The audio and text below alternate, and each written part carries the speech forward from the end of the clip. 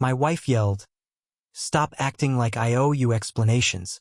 I'm not reporting to you," because I asked who she was with at 3:50 a.m. I replied calmly, "Got it." That night, while she showered, I grabbed my documents, emptied my closet, and moved across the country.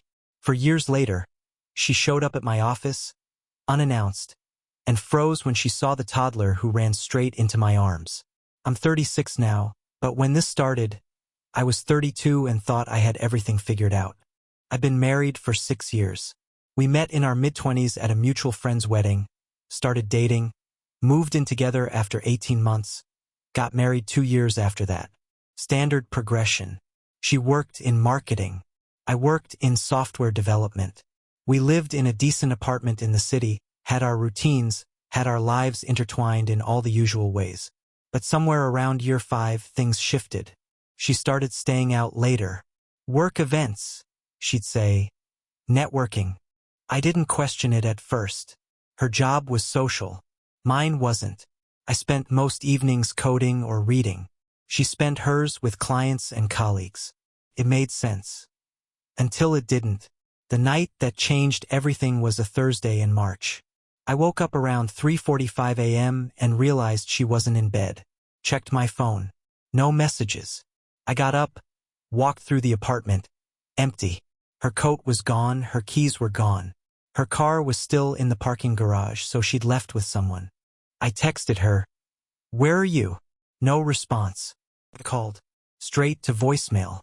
I sat on the couch and waited. 4 a.m., 4:15, for 30. At 4:47 a.m., I heard her keys in the door. She walked in, looked surprised to see me awake. "Hey," she said casually, like it was 6 p.m. instead of nearly 5 o'clock in the morning. "Where were you?" "Out." "Out where?" "It's almost 5 o'clock in the morning." "I was with friends. We lost track of time." "Which friends?" "Does it matter?" "Yeah, it does. You were gone all night. Your phone was off. I had no idea where you were." She dropped her purse on the counter. "I don't have to report my every movement to you." "I'm not asking for every movement. I'm asking where you were at 3:50 a.m. when you weren't in our bed." She turned on me. "Stop acting like I owe you explanations. I'm not reporting to you." I stared at her. She wasn't drunk. She wasn't apologetic. She was defensive, angry, like I was the one in the wrong for asking. I stood up. "Got it." "Got what?" "Nothing." "Forget I asked." I went into the bedroom and shut the door. I didn't yell. I didn't throw anything. I just felt cold. The silence that followed her into the apartment was heavier than any argument we'd ever had. I lay in bed, staring at the ceiling, listening to her move around the kitchen, then the bathroom, then finally crawling into bed next to me. She didn't touch me. She didn't say goodnight.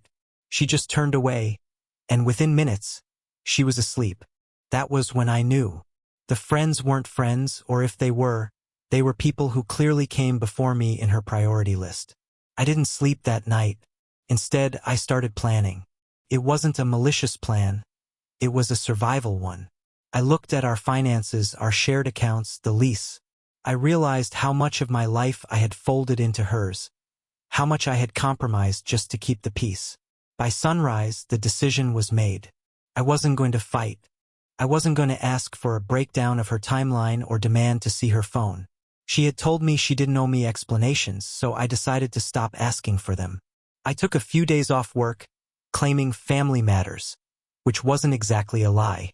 I spent those days moving my essentials into storage and getting my finances in order. The day I left, she was at work. I left the key on the kitchen counter next to a short note. It didn't explain much. It just said that I agreed with her. She didn't owe me any explanations, and I didn't owe her any presents.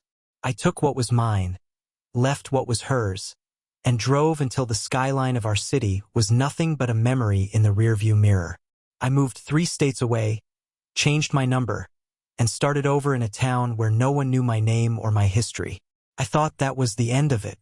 I thought I had successfully scrubbed that chapter from my life. And for 4 years I was right. I built a quiet, steady life. I found someone else, someone who understood the value of transparency and partnership, and we had a child. My life was finally what I had always wanted it to be. Then, last Tuesday, I was at my office, finishing up some documentation, when the front desk called. They said a woman was here to see me. No name, just said she knew me. I walked out to the lobby, expecting a vendor or maybe a client. Instead, I saw her. She looked older, harder, but the expression on her face, that look of entitlement, was exactly the same. She started to open her mouth to speak, but then her gaze shifted. Behind me, my 2-year-old son ran out from my office, giggling, and slammed into my legs, wrapping his arms around me. She froze. The blood drained from her face, and for a split second, the air in the lobby felt like it had been sucked out. She looked at the boy, then at me, and her eyes went wide.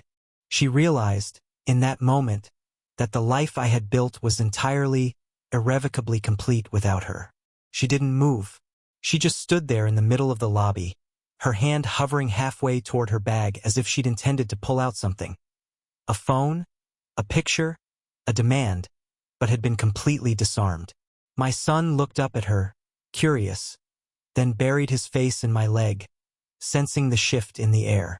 I didn't say a word. I just waited. The power dynamic that had once defined our entire relationship had shifted entirely, and it was clear she felt it. Finally, she found her voice, though it was thinner, less certain than I remembered. Is that? She didn't finish the question. She didn't have to. It is, I said. My voice was level, devoid of the hurt or the anger she likely expected to see. What are you doing here? She laughed, a sharp, bitter sound that didn't reach her eyes. I spent years thinking you just walked out because you were angry. I thought you were playing some kind of game, waiting for me to come beg. I even checked the old apartment complex, the old jobs. Nothing. She took a step toward us, and I instinctively shifted my body, creating a physical barrier between her and my son. She stopped immediately. I didn't come to start a fight. I came because I realized something. Realizations come a little late, don't you think?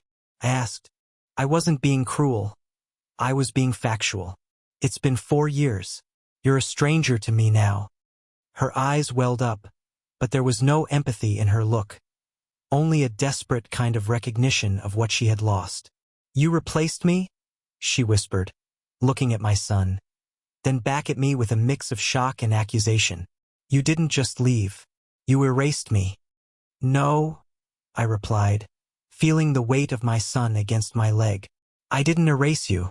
I just stopped letting you be the center of my world. There's a difference. She looked around the lobby, then back at me, her composure slipping further. You don't understand how it was back then, she started, her voice gaining a defensive edge. The pressure at work, the expectations. I felt like I was drowning. You were always so steady, so predictable. It made me feel like I was stagnating. I wasn't trying to hurt you.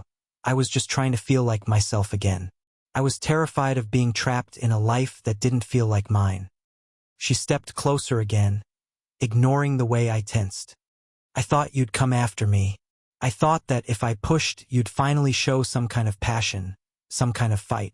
But you just disappeared. And when I finally realized you weren't coming back, the silence you left behind it was deafening. I've been trying to find you for months. I needed you to know that it wasn't about you. It was about me being lost. I looked at her, really looked at her, and saw how much energy she was pouring into this narrative. It was a perfectly crafted story, designed to make her the protagonist of her own tragedy. So, because you felt trapped, my existence was supposed to be a waiting room for your epiphany? I asked, keeping my tone perfectly neutral. I wasn't an obstacle you needed to overcome, and I certainly wasn't a puzzle for you to solve. I just wanted you to see that I've changed, she insisted, her eyes scanning my face for any sign of softening. I'm not that person anymore. I've done the work. I'm ready to explain everything. I don't need explanations, I said, lifting my son into my arms as he started to squirm. And I definitely don't need you to be ready for anything. You're trying to fix a version of me that doesn't exist anymore. She didn't take the hint. Instead, her jaw tightened, and that soft, pleading expression hardened into something more sharp and demanding. She reached into her bag, not for a phone this time, but for a piece of paper, an envelope. I didn't come all this way just to hear you dismiss me, she said, her voice echoing slightly in the lobby. She stepped directly into my path, forcing me to stop. I know you, and I know that underneath all this cold detachment, you're still the man who promised for better or worse. Do you really think you can just pretend those 6 years didn't happen? That we didn't build a life together? She held out the envelope. I kept the house, I kept the things we bought. I kept everything because I couldn't bear to let go. I have photos, I have memories. And I have a right to know why you chose to throw us away so easily. My son shifted in my arms, sensing my tension, and I stepped back again, putting a solid chair between us. You didn't keep those things for me, I said, my voice dropping to a low, firm register. You kept them because you needed a safety net while you went out to find whatever else you were looking for. For better or worse implies a partnership, not a one-sided arrangement where I provide the stability and you provide the chaos. She let out a harsh, incredulous laugh. Is this about the money? The assets? Is that why you're acting like this? If you're bitter about how things were divided, we can fix that. I'm doing much better now. I can make it right. She was trying to buy her way back into the narrative, treating our history like a business contract that could be renegotiated. It was almost pathetic, but mostly it was insulting. You still don't get it, I said, turning slightly toward the door. You think everything in life has a price tag. You think if you offer enough, you can just rewind the clock to a time when you were the only thing that mattered to me. But you aren't. And I'm done being the person you get to call when your own life stops being enough. I didn't wait for her to respond. I didn't care if she had another argument prepared or if she wanted to cry. I simply turned my back on her, walked to the elevator, and pressed the button for my floor. As the doors began to slide shut, I caught one last glimpse of her.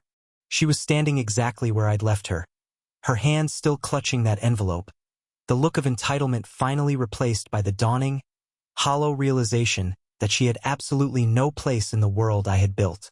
I didn't look back until the doors were fully closed. When I reached my office, I set my son down on the rug and went straight to my desk. I picked up the phone and dialed security, keeping my voice steady. There's a visitor in the lobby who is disrupting the workspace. Please escort her out and make sure she doesn't return. I hung up and let out a breath I hadn't realized I was holding. The air in the office felt lighter, cleaner. My son tugged at my pant leg, babbling about a toy, and I picked him up, pressing a kiss to his forehead. The past was standing in my lobby 5 minutes ago, trying to negotiate its way back into my present. But looking at the life I had now, the reality of it, the warmth of it, I knew I hadn't lost anything when she walked out 4 years ago. I had just cleared the path for everything that actually mattered. After everything I've built, was I right to cut her off so completely? Or did a small part of me owe her the closure she was begging for?